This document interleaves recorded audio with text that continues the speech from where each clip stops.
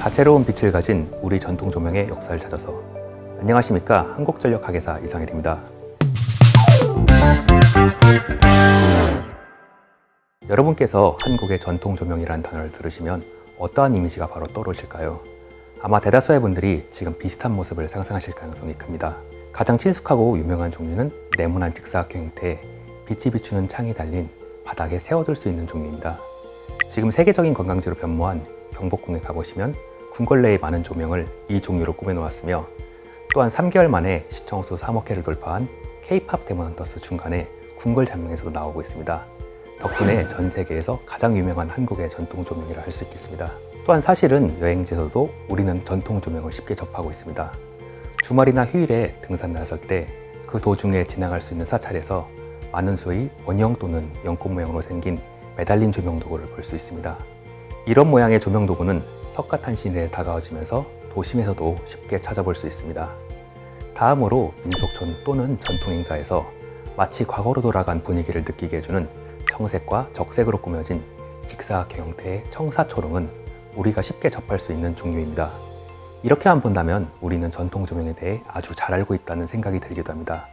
하지만 사실 지금까지 알아본 종류는 한국의 전통 조명 역사 속에서 일부분만 차지하고 있습니다.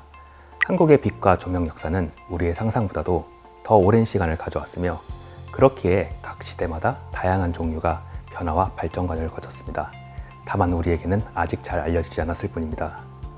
마치 지금 전기가 너무나 일상적으로 보급되어 언제나 우리의 밤을 당연히 밝혀주고 있기에 빛의 소중함을 잘 느끼지 못하기 때문에 아마 그 역사 역시 큰 관심을 받지 못했을 것입니다. 그렇다면 지금부터 저와 함께 잊혀진 우리 빛의 역사를 찾아가 보겠습니다. 우리는 앞선 이화를 통해 후기 구석기 시대 이미 인류가 조명 도구를 고안하였고, 국내에서도 그 가능성이 있음을 확인하였습니다. 다만 현재까지 일반적으로 생활 속의 조명 도구라 할 수 있는 물건은 원삼국 시대 낙랑 지역에서 출토된 사례가 가장 빠르다고 할 수 있습니다. 신라와 백제 그리고 고구려의 삼국이 본격적으로 성장하기 이전의 시대로 북한 평양에서 다수 조사된 낙랑의 고분에서 찾아볼 수 있습니다. 이 무덤들에는 토기부터 철 및 동제품, 옥제품과 칠기 등 목제품까지 당시 생활상과 문화 수준을 보여줄 수 있는 물건들이 다수 부장됩니다. 조명도구 역시 이 중에 하나로 선택되었는데, 이 시기 조명도구의 가장 큰 특징은 여러 개의 팔이 달리는 것입니다. 가운데의 기둥을 중심으로 여러 개의 나뭇가지 모양의 팔이 뻗어나가는데 각각의 끝에 모두 불을 피울 수 있습니다. 동시에 여러 개의 광원을 활용하여 밝기 낮은 저품질 연료의 한계를 극복한 것으로 볼 수 있으며, 여러 개의 빛이 가지는 사상적 또는 예술적 성격도 추정할 수 있습니다. 이러한 형태는 중국의 한나라에서 유행하는 형태로 중국과 낙랑의 국제관계 속에서 국내에서도 출현한 것으로 생각됩니다. 이를 통해 한국의 조명 문화는 출현 시기부터 국제적 교류에 기반함을 알 수 있습니다. 또한 조명도구가 출토된 고분에서는 화려한 귀족 문화를 엿볼 수 있는 부장품이 함께 확인됩니다. 이러한 점을 종합하면 당시 특권층을 중심으로 화려한 삼송의 조명도구가 함께했음을 알 수 있습니다. 다음 조명도구 변화의 획기는 삼국시대로 말할 수 있습니다. 먼저 앞선 시기의 전통을 이어받으며 자체적인 변화의 과정이 발생합니다. 등잔 모양 토기 또는 여러 잔 토기로 불리는 종류로 지금 박물관에서 신라와 가야를 대표하는 유물 중 하나로 찾아볼 수 있습니다. 이들 역시 고분에 부장되어 4, 5세기를 위한 생활용품으로 선택되었습니다. 일반적으로 신라와 가야 토기와 유사하게 아랫부분에는 대각이라고 불리는 받침 부분이 있습니다. 그 위로 원형의 배치를 가지는 여러 개의 등잔 부분이 달려있는데, 처음 출현했을 때는 잔의 개수가 2개 또는 4개가 일반적이었으나 점차 시간이 지나면서 5개 또는 7개로 잔의 개수가 증가하며 외부에는 장식적 요소도 추가됩니다. 빛을 밝히는 기능적 부분도 이전 시기에 비해 발전하는데, 각각의 잔 아랫부분에 원통연의 관으로 연결되어 있는 것을 X선 촬영을 통해 알 수 있습니다. 아마 한 곳에만 기름을 부어도 모든 잔에 공급하는 기능을 가지거나 여러 개의 잔 모두 동일한 사용 시간을 가질 수 있도록 모색한 지혜로 추정됩니다. 삼국시대를 대표하는 또 다른 조명도구로는 작은 그릇 형태의 등잔이 있습니다. 이 형태는 조선시대 이후 근대까지도 사용되는 한국 전통 조명의 기본 형태가 됩니다. 고구려 쌍용총 무덤벽화와 백제의 서울 풍납토성에서 출토된 등잔의 형태를 살펴보면 삼국시대 초기에는 등잔 부분과 받침대가 결합된 일체형의 구조인 것으로 보입니다. 다만 이러한 받침대 일체형의 등잔은 출토 사례가 적지 않아 보급된 수량은 현재까지는 적다고 판단됩니다. 6세기를 전후한 시점에 작은 그릇 형태의 등잔이 본격적으로 보급되는데 그 배경으로는 여러 가지 요소가 복합적으로 작용합니다. 먼저 동아시아 전반에 걸친 변화의 흐름입니다. 주거 형태가 점차 좌식에서 입식으로의 변화에 따라 책상을 사용하며 그 위에 올려놓고 사용할 낮은 종류의 필요성이 증가했다는 의견이 있습니다. 다음으로는 불교의 국가적 보급을 그 배경으로 봅니다. 사찰이 다수 건설되면서 등잔의 수요가 급증한 것입니다. 불교 경전에서는 부처에게 올리는 주요한 공양품의 하나로 향과 함께 등을 말하고 있습니다. 즉 연등 공양의 성격으로 실제로 현재 신라의 수도 경주, 백제의 수도 부여 등의 고도 지역의 사찰에서는 정말 많은 양의 등잔이 출토됩니다. 마지막으로는 국가제도의 정비와 문서 행정의 시작입니다. 삼국시대에는 율령이 반포되며 고도화된 행정 시스템이 도입됩니다. 그 과정에서 문서 작업은 필연적인 것으로 우리가 밤에 야근을 할 때 불을 환히 밝히고 일을 하듯이 삼국시대 관리들도 등잔을 밝히며 일을 했을 것입니다. 추가적으로 왕실과 귀족, 승려 등 상위 계급의 공부 및 수행과도 관련됩니다. 논어와 구구단이 적힌 나무 문서, 즉 목간이 출소되고 있습니다. 밤에도 불을 밝히며 문자생을 들었을 것이며 승려들도 경전을 읊으며 수행을 하였을 것입니다. 다음으로 통일신라 시대에 접어들면 조명문화가 급속도로 발전합니다. 아마 삼국통일을 통해 급격히 증가한 물산의 생산에 기반했을 것입니다. 이를 알 수 있는 재미있는 기록이 삼국을 통일한 태종무용을 식사가 백제의 멸망 이후 쌀은 하루 3말에서 6말로, 꽁은 하루 9말에서 10마리로 늘었다는 기록이 있습니다. 본래 고대 사회에서 식품용으로도 부족하고 귀한 기름을 조명 용도로 사용한다는 것은 매우 큰 자원을 소모하는 행위입니다. 그러나 통일신라 시대 사찰 및 태자의 별궁인 동궁과 같은 왕실적에서 더욱더 많은 수량이 등장해 출소되고 있어 조명 문화의 보급을 알 수 있습니다. 당시 사회에는 또 다른 종류의 조명 도구도 보급된 것으로 보인다. 그것이 바로 초입니다. 사실 삼국시대 말에도 백제의 태자가 일본의 양봉 기술을 전했다는 기록이 있어 밀랍을 활용한 초가 있었을 가능성이 크며 이와 연관된 유물도 종종 보입니다.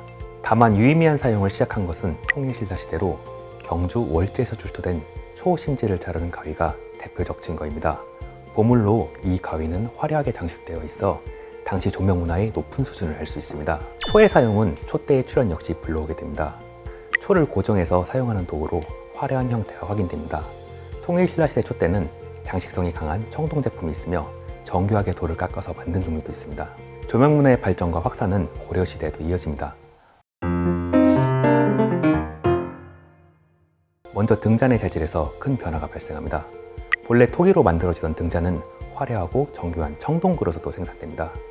청주의 산해사, 흥복사에서 출토된 종류가 대표적이며 공림사 등잔에는 한시성을 가진 여인이 바쳤다는 기록도 새겨져 있어 등불이 절을 밝히는 동안 가족의 평안을 바라는 빛에 대한 고대인의 마음을 엿볼 수 있습니다. 촛대와 등잔을 올릴 수 있는 광명대도 다수 확인되며 화려한 형태의 종류와 염주알 모양의 기둥을 가진 종류가 대표적입니다. 고려시대에는 사찰의 석등도 주목할 수 있습니다. 최초의 석등은 백제시대로 익산 미륵사지가 대표적입니다. 통일신라 시대에는 백제의 평면 팔각형 형태를 이어나가지만 고려시대에 접어들며 다른 불교 문화권과 다른 새로운 양식이 발전합니다. 쌍사 석등, 그리고 장구나 붕 모형의 고복형 석등, 인물 모습 석등으로 화려한 모습을 보입니다. 또 하나 고려시대 조명도구의 재미있는 변화는 토기 등잔의 모양이 오히려 투박해지는 등 제작의 정성이 줄어드는 것입니다. 이를 통해 조명도구의 보급이 다시 어려운 것인가 생각할 수도 있지만 오히려 정성을 들이지 않는다는 것은 조명도구가 너무나 일상적인 도구가 되었다는 의미입니다. 고려시대의 조명도구는 특권층만의 물건이 아닐 가능성이 큽니다. 아마 일반 사람들도 기름을 구해서 사용할 수 있는 생활 속 도구로 자리 잡았을 것입니다. 따라서 일상생활 속에서 더 이상 등잔을 너무 소중히 제작하고 의미를 부여하지 않았을 것입니다. 그렇게 흙으로 대충 만들어서 흔하게 사용했기 때문에 못생기고 정성이 담겨진 형태가 자주 보이는 것으로 생각됩니다.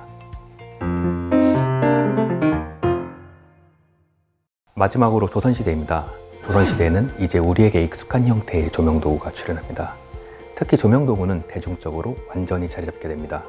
이에 따라 각각의 행사, 계급, 상황에 따라 세분화된 종류가 사용되며 이전 단계의 조명문화는 불교와 큰 관련이 있었다면 조선시대는 유교 의식과 관련된 조명문화가 두각을 나타냅니다. 조선시대에는 많은 기록, 특히 회화와 문서가 현대까지 전해지고 있어 과거 조명도구의 사용 모습을 찾아보기 용이합니다. 특히 조선 왕실의 기록에서 조명도구를 찾아볼 수 있는데 왕실 행사의 필수품 중 하나로 화려하게 장식된 금동 제품이 주를 이룹니다. 조선시대 유교 가치관의 사회적 보급에 따라 제의관념이 증가하기에 의식을 구성하는 도구 중 하나로 조명도구가 자리 잡습니다. 조상에 대한 제사, 결혼과 같은 행사, 즉 관홍상제의 과정에서 불을 밝히는 것은 의식에서 중요한 부분을 차지합니다. 의식에서는 주로 초를 사용하는데 한국의 경우 조선시대까지도 밀랍의 생산량은 충분하지 않았습니다. 따라서 계급과 상황에 따라 초의 사용을 제한하였습니다. 왕실 행사의 경우 화려하게 장식된 밀랍초를 사용하지만 일반 계층의 경우 주로 소기름 또는 돼지기름을 묻혀 종이로 감싼 저품질의 초를 사용하고 결혼 등 특별한 행사에만 관청의 허가를 통해 밀랍초를 사용할 수 있었습니다. 다음으로 조선시대 일상을 살펴보면 매우 다양한 종류의 조명도구가 존재함을 알 수 있습니다. 촛대의 경우 목재와 금속재 등 다양한 재질이 존재하며 장식성의 증대도 확인할 수 있습니다. 초의 생산과 보급 문제로 전통적인 기름 등잔도 공존하였기에 등잔 받침대도 주요한 비중을 차지합니다. 기본적으로 촛대와 구조가 유사하지만 기름의 효율적인 사용을 위해 등잔을 약간 기울어진 형태로 거치할 수 있도록 보완되며 화재를 방지하기 위해 기름바지도 설치됩니다. 지금 경복궁과 국립고궁박물관에서 쉽게 찾아볼 수 있는 종류로 좌등이 존재합니다. 바닥에 놓고 사용하고 바람에 불이 꺼지지 않게 외피를 씌운 형태입니다. 실외에서의 사용을 위해 고안된 종류도 있습니다. 손잡이인 등장에 걸어서 들고 사용하는 홀레 등의 행사용의 청사초롱, 철과 나무 등으로 골고루 만들고 종이와 깃불을 발라 사용하는 재등이 있습니다. 기능적인 노력을 꾀한 형태도 존재하는데 조명의 세기와 투사거리를 넓히기 위해 마치 현대의 손전등과 같이 빛을 한 곳으로 집중하는 조족등이 있습니다. 이 밖에 벽에 걸 수 있는 형태의 조명도구와 품질 좋은 돌로 만든 등잔도 조선시대를 대표합니다. 이러한 조선시대의 전통 조명도구는 이후 근대에 접어들며 급격한 변화에 직면할 때 휘발성이 강한 화석연료가 보급되며 뚜껑 달린 등잔이 출현하기도 하며 에너지원의 혁신이 발생해 가스등과 전기등의 사용, 그리고 형태에서도 새로운 재질이 보급되어 유리 외피와 갓도 보급됩니다. 지금까지 원삼국 시대부터 조선시대에 이르기까지 긴 시간 동안 전통 조명의 시대별 변화를 살펴보았습니다. 우리 조명의 역사는 원삼국 시대부터 국제적 교류를 통해 활발히 전개되었으며 삼국시대에 확인되는 여러 개의 잔이 달린 독특한 형태와 통일신라와 고려시대를 거치며 발전한 촛대류를 주목할 수 있습니다. 이들을 거치는 발전 과정을 통해 우리에게 친숙한 조선시대의 조명도구가 탄생한 것입니다. 지금까지 인류가 빛을 안정적으로 사용하기 위한 노력, 조명연료에 따른 동양과 서양의 조명도구 발전사, 그리고 한국 전통 조명의 역사에 대해 알아보았습니다. 다음 회차에서는 앞으로 우리가 어떠한 방향으로 빛을 바라보고 연구해야 하는지 논의해 보도록 하겠습니다.